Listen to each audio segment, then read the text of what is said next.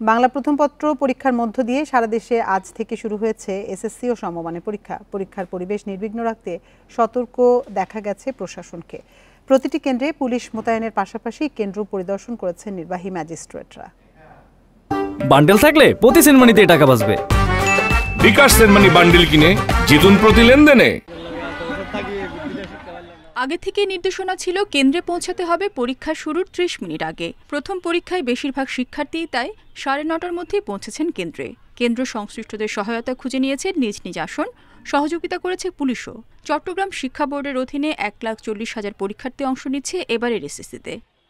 আমরা যাতে করে সুষ্ঠুভাবে সুন্দরভাবে কোনো প্রকার ত্রুটিপূর্ণ না হয় সেই জন্য আমরা সার্বিক ব্যবস্থা গ্রহণ করেছি। কুমিল্লা বোর্ডে গতবারের চেয়ে এবার পরীক্ষার্থী বেড়েছে ১৩,০০০। নকলমুক্ত পরিবেশে পরীক্ষা নেওয়ার বিষয়ে সচেষ্ট থাকার কথা জানিয়েছে প্রশাসন। নকলের বিষয়টিও আমরা খুব কঠোরভাবে দেখছি। আমাদের এই জেলায় এরকম প্রবণতা নেই বলে আমরা জানি, এবং যেহেতু নেই আমরা এই ধারাবাহিকতা ধরে রাখতে পারবো বলে আমরা মনে করছি। রাজশাহী শিক্ষা বোর্ডের অধীনে ৮ জেলার ২৬৯টি কেন্দ্রে পরীক্ষা অনুষ্ঠিত হচ্ছে। দিনাজপুর শিক্ষা বোর্ডের অধীনে অংশ নিচ্ছেন ১,৮২,৪১০ পরীক্ষার্থী। গত কয়েকদিন ধরে আমরা নিরলস পরিশ্রম করে যাচ্ছি পরীক্ষার সার্বিক সুষ্ঠুভাবে সম্পন্ন করার জন্য।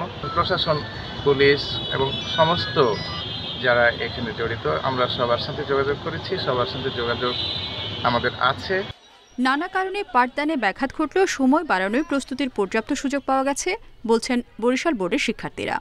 ফার্স্ট টাইম এটা দিতে এসেছি তো নার্ভাস একটু, অ্যান্ড প্রিপারেশন নিচ্ছি যেহেতু এটার উপর কনফিডেন্স আছে। আমি পারবো, একটা কনফিডেন্স আছে, সেটা ইনশাল্লাহ বাদ বাকিতে দেখা যাবে পরীক্ষার হলে। গতবার যে ঢালাওভাবে জিপিএ 5 পেয়েছে, এবার মেধার মূল্যায়ন সঠিকভাবে হবে আমরা এটা আশা করি।